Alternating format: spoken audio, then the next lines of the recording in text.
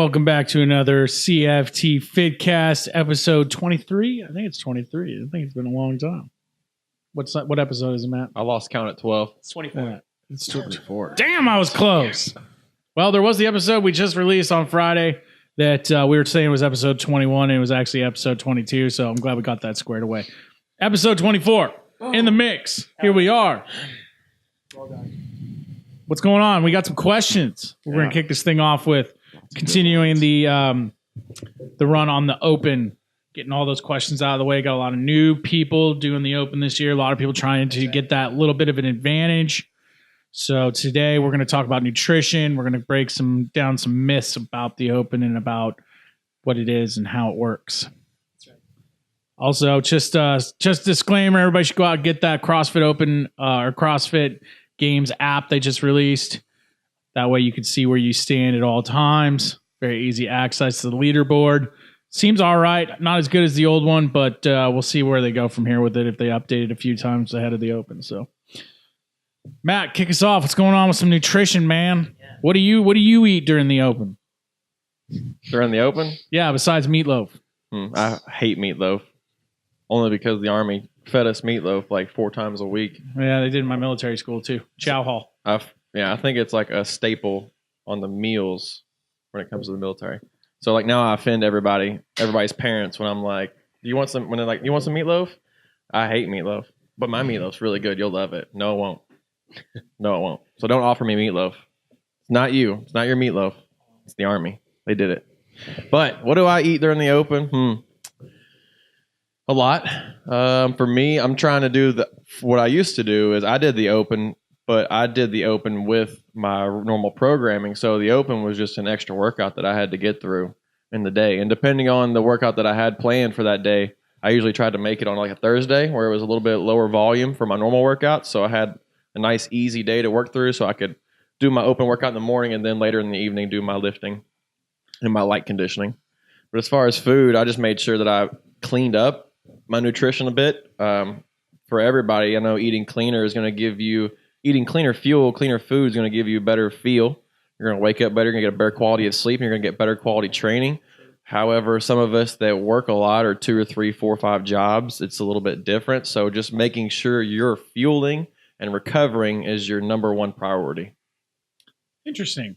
So essentially, I mean, I would always add a little extra carbs in, obviously, during that week because you're doing all your normal workouts, and then you're adding this like insane anaerobic workout. I don't really care which workout it is; they're all pretty anaerobic, so you're going to need a little bit more carbs to relax. I don't think I've ever done an aerobic CrossFit Open workout. Yeah, the only one you could kind of maybe say was I don't think it was last year; it was the year before, the 16.1, where it was the walking lunge. It was like a 20-minute workout. And most of it involved, like, I think front rack or overhead lunges. And then it got anaerobic really quick there for a minute with the pull-ups. And then you went right back to the lunges, which weren't necessarily. I'm getting old. I don't even remember that workout. Yeah, that one sucked. I remember it because it was like the worst showing I did all year that year. So, Vinny, let's talk. Are there any foods people should stay away from? Maybe inflammatory foods that might make recovery worse? I think, definitely things that we need to avoid for that will really screw up performance is things like refined sugars, processed stuff, stuff where the fiber is pretty much stripped out of it, that things that just aren't going to really have any value going into your body, things that are going to ultimately slow your performance down. I had a really good conversation with a member last week about what to eat. Scale's not going anywhere, and I told her to not really worry about the number on the scale, but to worry more about fueling your body for, what the task is. We have all this work to be done out on the floor. We're training at these high capacities and lots of different modalities. And if we're not fueling our body for that type of work, we're really going to be screwing up our results and probably not getting what we should be getting out on the floor. We can look at members that really are dialed in, and we have them here, where they're PRing their workouts and they're trying to PR their workouts. on Sunday, Derek and Faye were in here, and they did 17.5 together, and then they did another open workout. You know, they're legitimately grinding away, and it's fun to watch. And it's also fun to watch the members that this is new to, and seeing what they're trying to adapt to and trying to take hold of new habits, whether that's going to seminars that we're having, you know, listening to the podcast, or just asking us coaches, you know. Mm-hmm. I think the one thing that you mentioned that's really important is people tend to get their head wrapped around the weight on the scale. In reality, that's more of a long-term goal. Mm-hmm. So that's something you set for yourself, whether it's a 6-month checkpoint or a 12-month, 1-year checkpoint, and they start to get away from the right now. What can I do right now to make a change, to make a difference? And that's going to be your nutrition, your recovering, and how the effort you're putting forth in your workout. Stop wrapping your head around the weight and the body fat and all these long-term markers, and start looking at the right now. What can you do right now in this moment that's going to affect your workout and affect your results to get to your long-term goal? And that is your daily nutrition, what you're eating every day. How hard are you working out? How well are you sleeping? And what's the stress like in your life? Yeah, I mean, all of that plays a huge part, right? But let's remember, the Open, unless you're trying to go to the games, is still just for fun. It's a way to test your fitness against your age range. If you're a first responder, something along those lines, teacher, some of the important demographics, you can go against people in your career path. You can check out how you are in the gym, men and women. You know, so there's a lot of different ways. This is a great way to just kind of test your fitness. You know, what we're getting into now is kind of nitty gritty stuff. The real easy summation of that, our music has been taken over, and it's really Jen's here. uncomfortable. Country went on.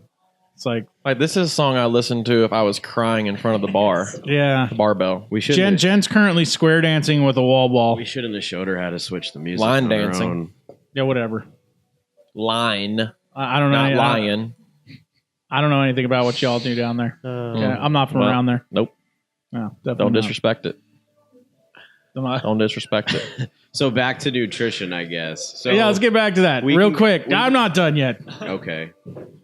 I just want to remind everybody that this is definitely something that not to take so seriously. That is a stress mess. I know a lot of people, they wait till the last minute to even sign up because they're so anxiety over the fact they're not going to do as well as last year. What's the point? This is for fun. Okay? Fun. So come out, be a part of the community, do your thing. And, you know, if there's one thing you could take away from this in terms of the nitty gritty stuff, yes, you can clean up your diet. If this is going to be something that is going to ultimately encourage you to kick those extra few pounds off, work a little harder, focus a little harder on your fitness and your health and well-being, then absolutely this is awesome. And definitely take this to heart and go for it. But, you know, trying to cut an extra 3 pounds off because it might give you an extra 4 pull-ups in the open is not necessarily a healthy way to live. So, you know, have fun with this and don't make it a job because you're not getting paid to do this. But we do drink beer after, so yeah, we do. You'll put that 4 pounds right back on afterwards. It's we're doing the workout and finishing last to get drunk afterwards. Yeah, I mean, you just burn all those carbs. You might as well put them back in. Paleo. Oh yeah, paleo too. You're telling me a caveman wouldn't drink a beer? Well, if he was following true paleo, he'd drink one of them apple ciders. There you go. Because that's paleo friendly. Apple frickin' cider. Okay, you can talk now, Vinny. Okay, thanks. So we're going back to our Facebook post from last week. This question ties in with nutrition and training and all of those things. And Coach Chris had some really good answers to this question as well. What are some of the best ways to treat and prevent severe muscle soreness, and how not to throw up during a workout? Oh, well, don't throw up on the floor.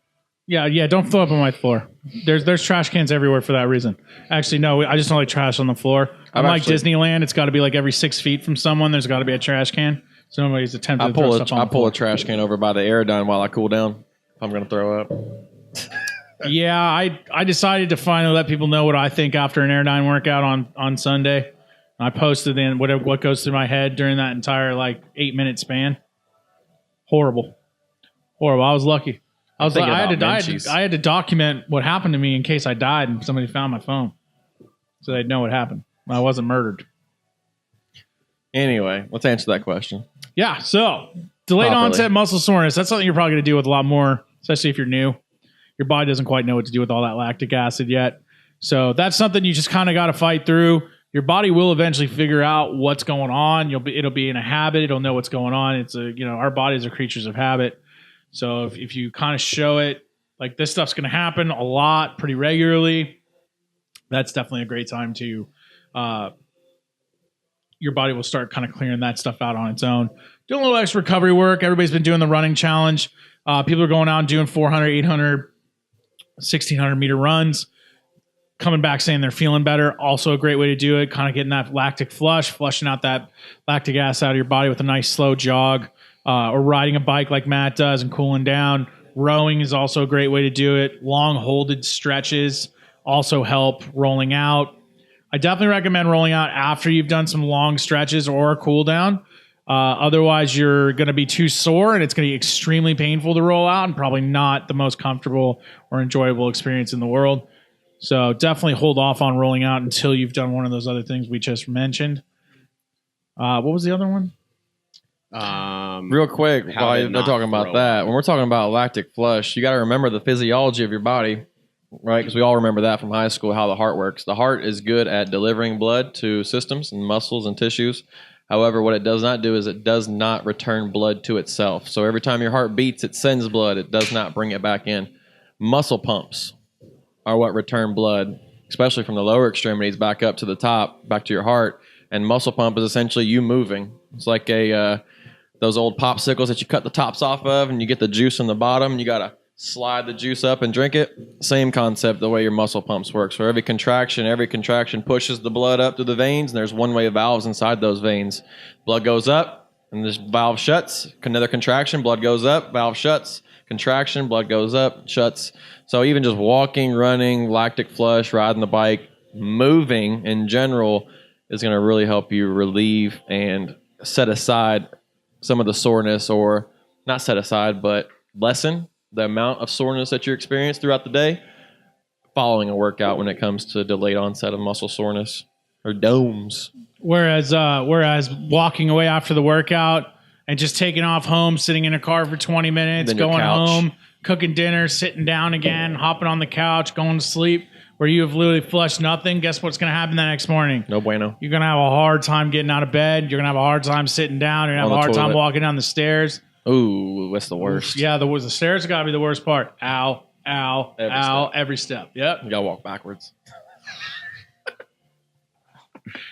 So, yeah, it's delayed onset muscle soreness. It happens to everyone. It's a little bit more problematic and apparent in your early days of starting when your body doesn't really know what to do in general. It's just an adaptation process. Right. And once your body adapts, then it really helps to do those recovery movements.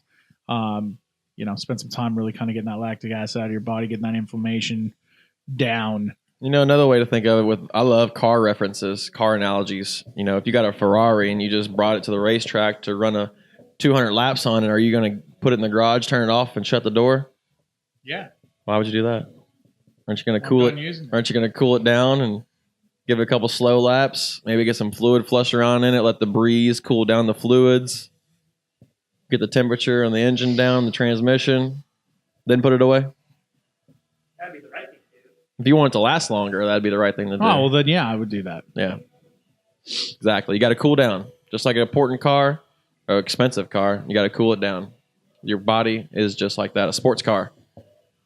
You only get one, though. Take care of your body, people. Listen to your coaches. When we tell you go for that short jog, you feel better. We're not kidding. It's not torture. We're not trying to make you feel worse. We are actually trying to make you feel better and help you maintain your body for the long term. Pinky promise.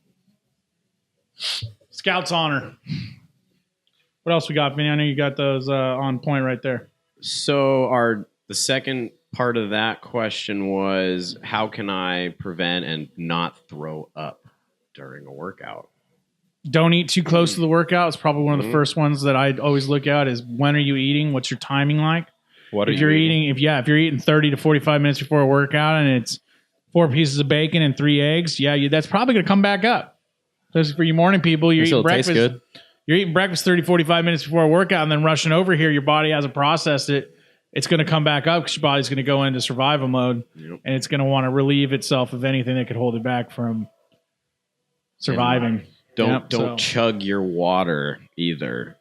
I think one of the biggest things I see is, we'll do something, say high intensity, or, I'm sure I just need to get something, in, and it's chug, chug, chug, and nothing comes up quicker. It's just like a boxer or an MMA fighter. They swish that little bit of water in their mouth and they spit it out into the If you drink water while you're working out, that water is not going to hydrate you. Nope. It's not. You're just putting fluid in your body, and it's not going to be utilized at all. Now, if you're putting that intravenously into your body, then it's going to be ready to roll. But I've never seen anyone put a main line into their arm and get some saline fluid into their body. Although the IV places apparently are now becoming a thing, the IV cafes and like Orlando. It's genius. It's freaking genius. You see a lot of professional wrestlers going there before they go on their international tours, where they have to go to like Dubai for 4 days and then back. Well, and back in the college in the fraternity, we had a guy who was in paramedic school, and he would give us saline for rehydration because we were so drunk. Or even guys that were like dangerously dehydrated drunk, he would put a line in them. It's popular. I won't give like his name because that's Vegas totally illegal. But in Miami, you can have people come to your hotel room and they'll hook you up to your bag of fluids, whatever. They're injecting intravenously stem cells now. Mm-hmm. The results are like awesome. Mm-hmm. Side story. Sorry. It's all right. We'll talk about that one day. Yeah, we'll also talk more about hydration and the importance of it when we have one of our upcoming guests. I won't name him yet because we haven't gotten a confirmed date for him yet. But we do have Ron coming in. Well, that's one of them. So when he can come in, I don't know if he'll be able to, how in depth he'll be able to talk about it, but I do know he is the leader at his hospital for dehydration, and we've had some in-depth conversations during the summer. I didn't know that. About spoiler. Yeah, we've had some in-depth conversations about hydration, and we both kind of agree that people think you could drink water that same day and be hydrated. I'll drink 3-4 bottles during the day, and I'll be good to go for the workout. Your hydration is dictated on the day before. So if you didn't drink a bunch of water the day before, you day drank during a Sunday, drank a bunch of beer, and then you wake up in the morning, you're going to go to the gym, and you're wondering why you're just dried out and you're not sweating and you feel like crap. It's not because you're 40. No, it's not because of your age. It's because you went out and drank all day and didn't hydrate yourself. But I drank. But yeah, you drank beer. I know. Nothing wrong with that. Just understand the consequences, or wasn't apple cider. Make sure you're drinking water in between every beer or whatever it needs to be. You just need to make sure you're hydrating yourself. And it's the day before, especially as we go into summer when it gets to be 120 degrees around here. Water. Mm-hmm. Salt is always good to add to your water. Yep. And salt is not bad for you. Lots and lots of water. Especially it's every day, because if you're going to the gym 5 days a week, that means you got 2 days off. Those 2 days doesn't mean you get a slack on drinking water. Those are the days you should be drinking the most water. It's another way. If you think about salt in your water, I take little tiny pinches. I'm talking like 4 granules, 5 granules of salt. Himalayan salt specifically because it's mineral rich.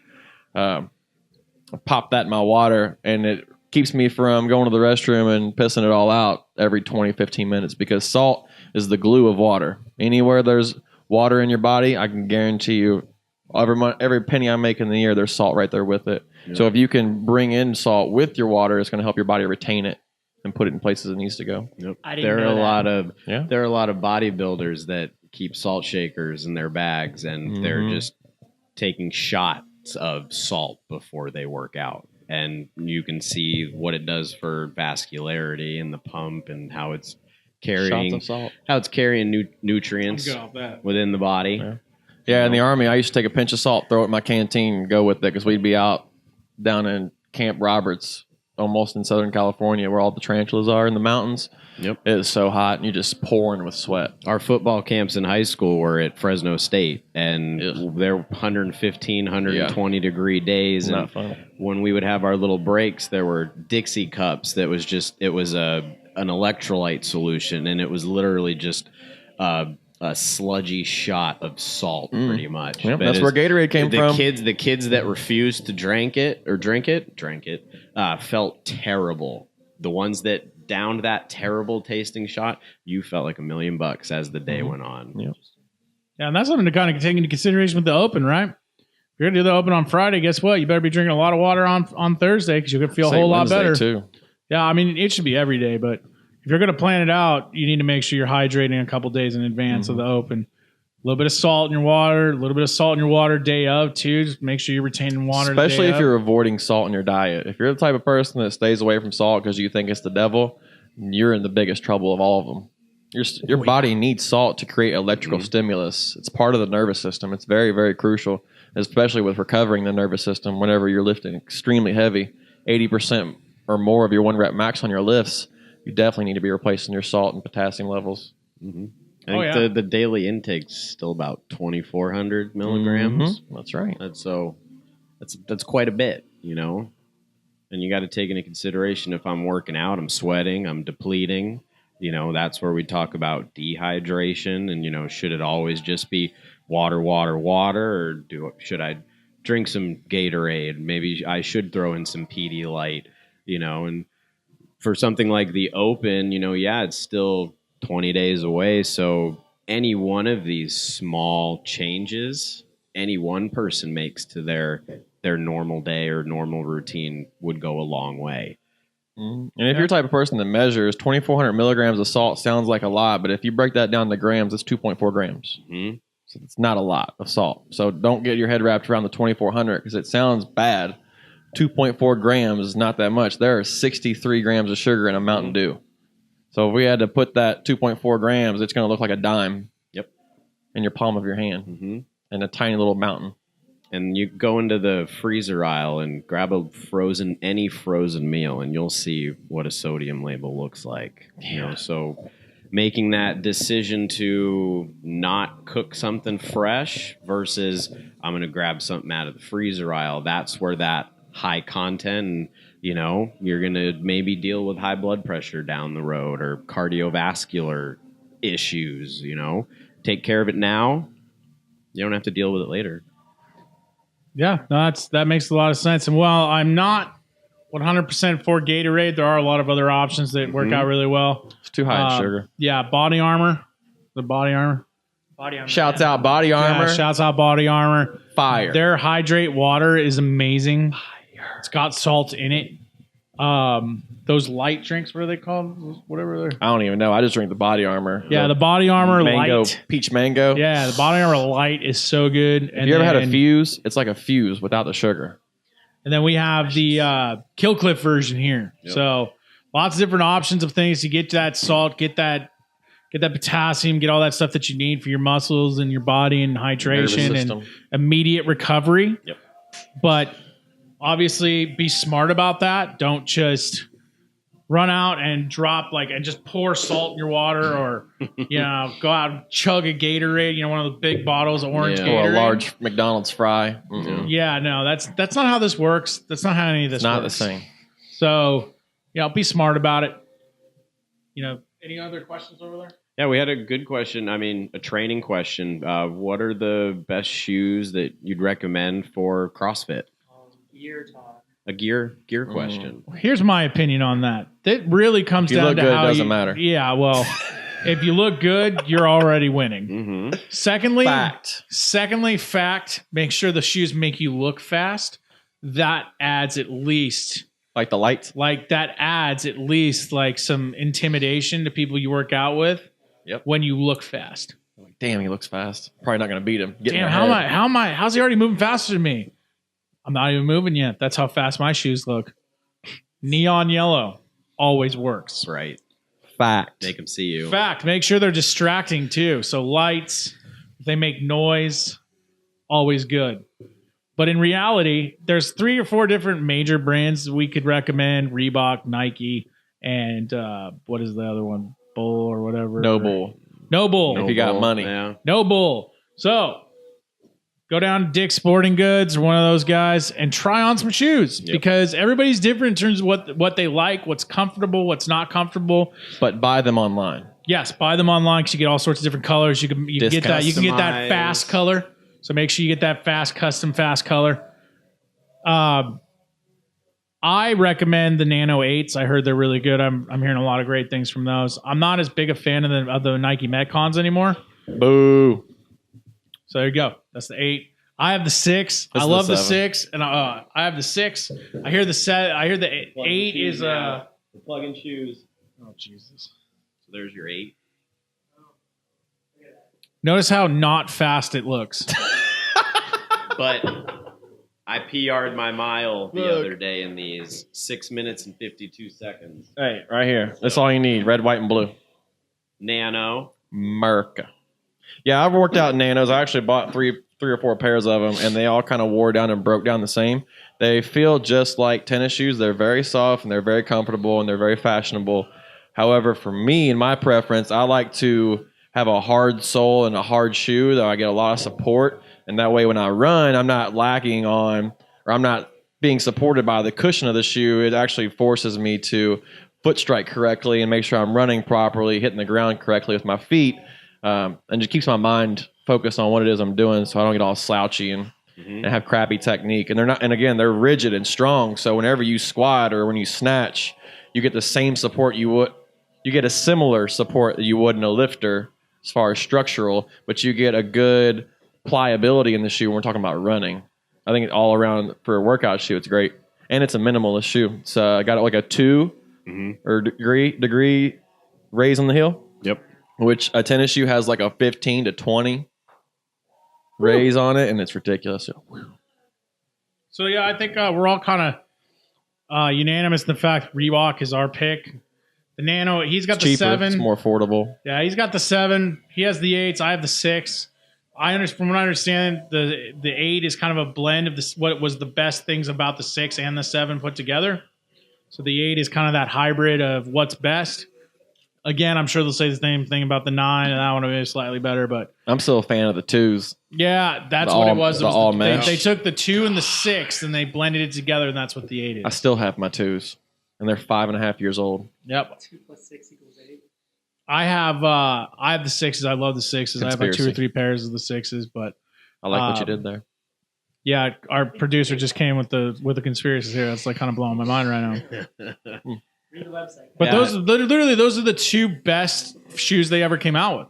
So it was smart for them to take the best of both of those, because the 6 is obviously far more technological, and then put them together to make the 8 stronger for sure, and add a little more science, because I know they added some different scientific things to the 8 in terms of the stiffer heel and a couple other things in terms of the rope climb grip that helps. So, and I think I might have even convinced Derek, because he tried the 8s on and liked them. And he's not a Reebok fan. No, he's not. He's not. He's been wearing No Bulls. He's all about fast shoes. He's all. If you look at him, even his lifters are fast looking. And see, the Metcons are not comfortable for running. Nah, I hate them. They look good in my jeans, though. Yep. Nano's definitely a little bit more comfortable for running. And I've been wearing the Metcon for a while. The 1, 2, 3. I'm not a fan of the 4. So, I thought it was a good idea to try out the Nano, and it's been a really good choice. If you can hear us, yeah, this is the end of the show. But you can always go to Fleet Feet too, and you can actually find out what your gait is. If you have issues with your feet, don't just go buy something. Especially a Metcon or a Nano, it might not be the right shoe for you. There's plenty of other brands. There's Innovate too. If you have a narrow foot, you're probably not going to like Nano. I love it. I have a wide foot, and they have a wide toe box. The Nano 8 definitely has a wider toe box. Love it. The 8 is good. Good job, Reebok. Shouts out Reebok. You want to send us anything? We'll test it, and we'll talk about Product reviews. Love it. I need shorts, and I'll take shoes. I wear an 11 in my shoes and a large in the short. Hey, shouts out in case. Shouts out to Roy at 1P Design for match shorts that he's rocking right now too. Yeah, I'm rocking them. They look good. They feel good. I enjoy them. They're coming to CFT Fitness pretty soon. Custom CFT shorts. So keep an eye out for those. Joggers were a hit. Same people that made the joggers, so that wins. Oh, give him the profile. Woo!